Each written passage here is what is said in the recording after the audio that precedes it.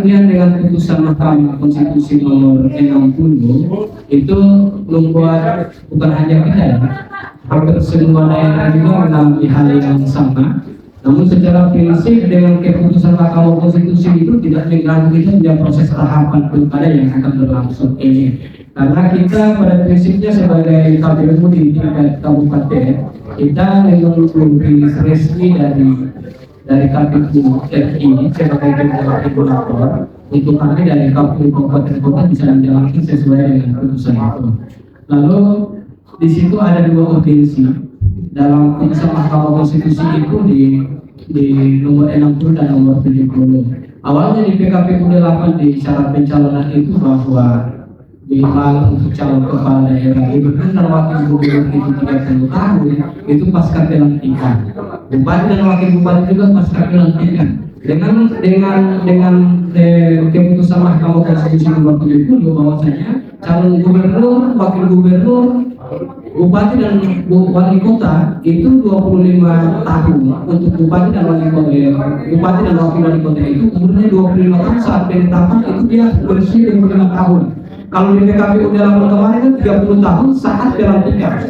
Nah, ini ada ada perubahan. Jadi pada kalau penetapan Bapaslon itu di tanggal 22 September, berarti tanggal 22 September itu dia sudah penetap di 25 tahun, kalau saya 30 tahun.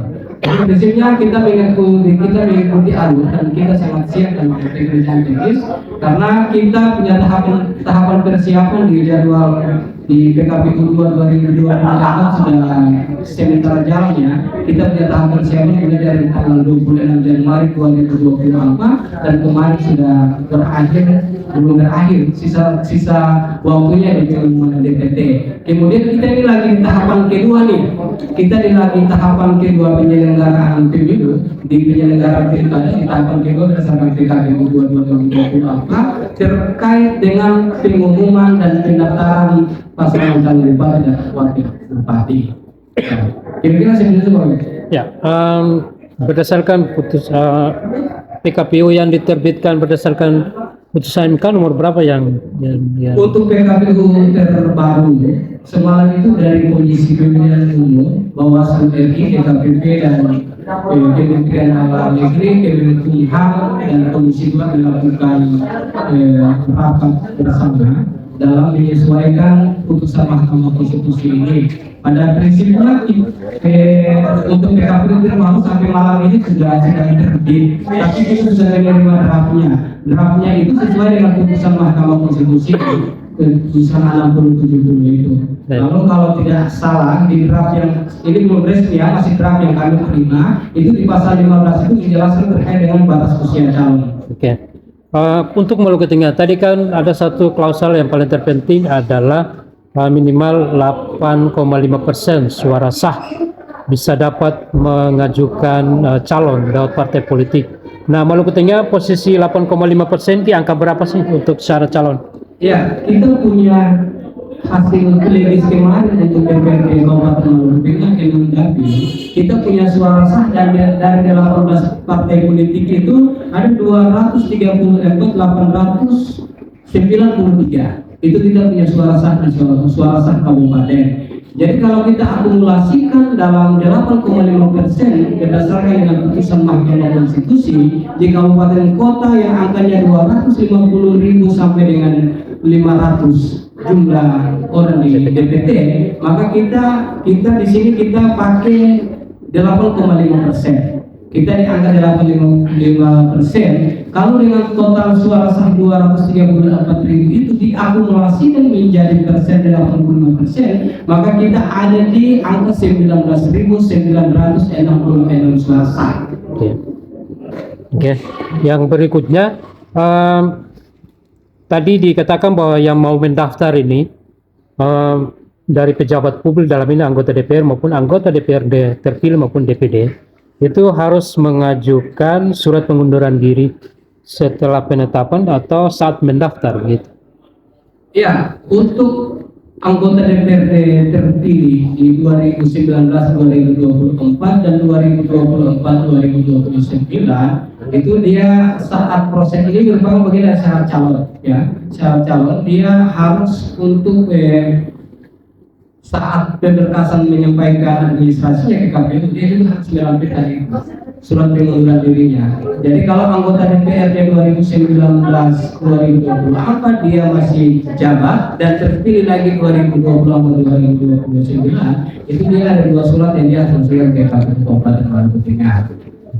Pak, tadi disebutkan bahwa untuk pemeriksaan kesehatan oleh calon bupati dan wakil bupati itu tadi dikatakan setiap calon bupati diwakili oleh atau didampingi oleh 2 orang. Ini gimana penjelasannya? Ya, memang kalau untuk kita punya pertimbangan ini terkait dengan akses pelayanan kesehatan, takutnya kami nanti saat prosesi pemeriksaan kesehatan ini kan pasti ada banyak ini ya, banyak orang juga yang ingin mendampingi calon bupatinya saat pemeriksaan kesehatan.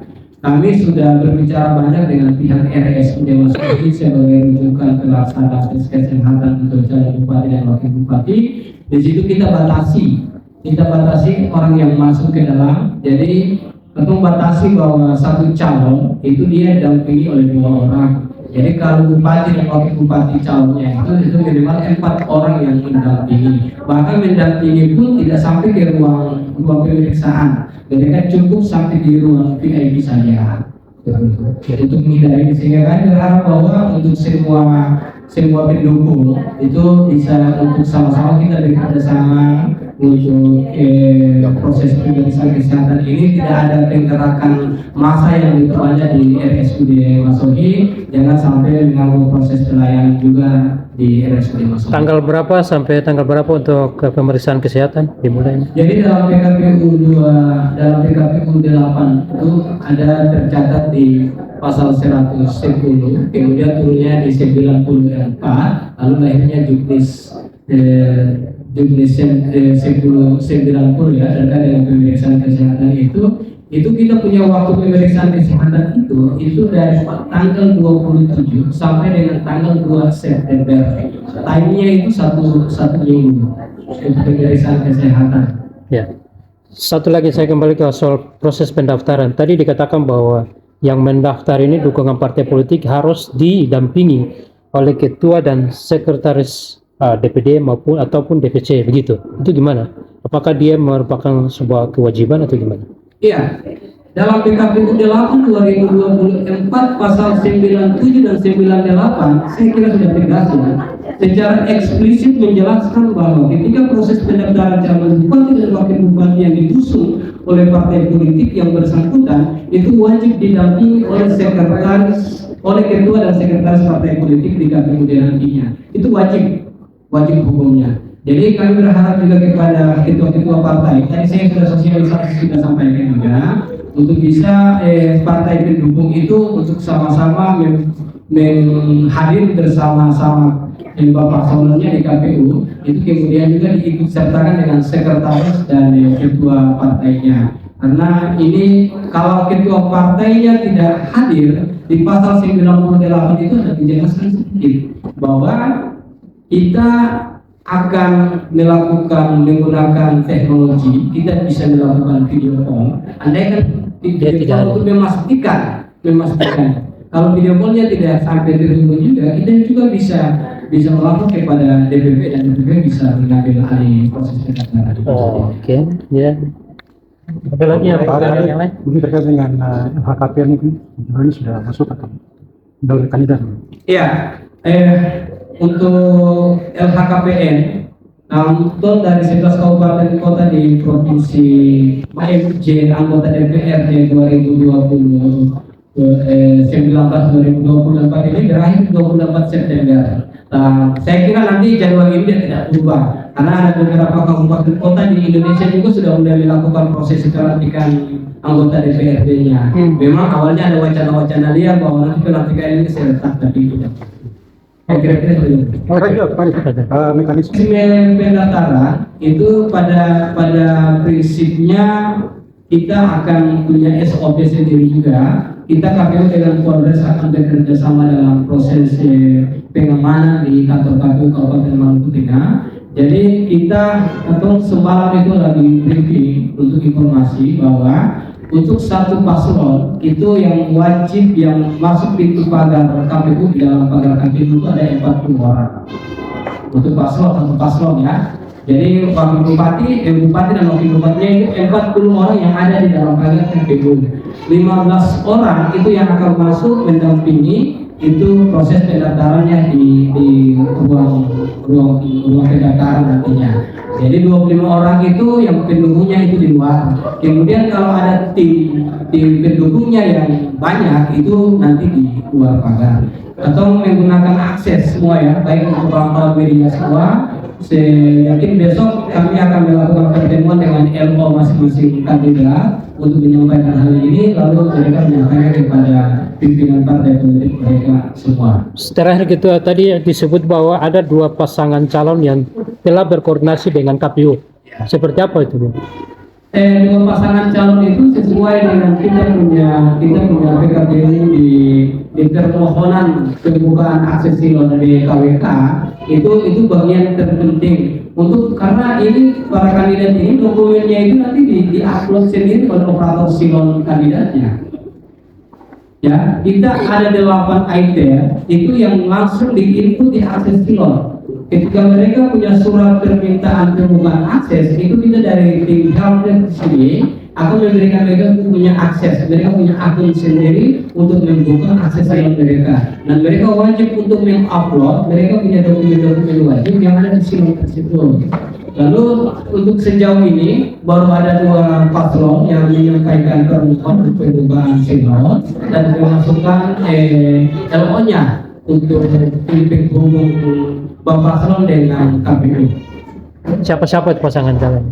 Yang pertama itu Pak Andi Maswir, kemudian yang hari terakhir kemarin itu mungkin Ibu Sabira. Ya, jadi rekomendasi terkait dengan LO dan operator silon ini tidak ditunjuk sembarangan. Ini partai pendukung yang menunjuk. Kalau ada 4 partai pendukung itu harus dibuktikan dengan tanda tangan ketua sekretaris untuk dimasukkan ke kami, lalu kami bisa mengakses, mereka punya akses silon. Oke. Jadi kalau tanpa itu kami tidak akan layani ya untuk itu semua. Baik, terima kasih Pak.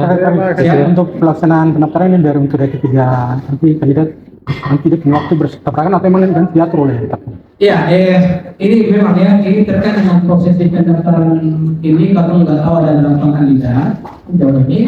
Tapi kami berharap bahwa dengan adanya LO penghubung antara KPU dengan paslonnya itu kita akan sama-sama berkoordinasi. Maksudnya dia waktunya ini jangan dia bersamaan, tapi kita memberikan waktu. Lalu kami berharap juga artinya kita punya waktu pendaftaran ini dari tanggal 28 itu dari jam 8 sampai dengan jam 4 sore. Kemudian tanggal 29 itu dari tanggal jam 8 sampai dengan 23.59. Sip. Oke, lengkap. Terima kasih Pak Abdul Aziz Datuk Konsina, Kadif Teknis KPU Kabupaten Bogor.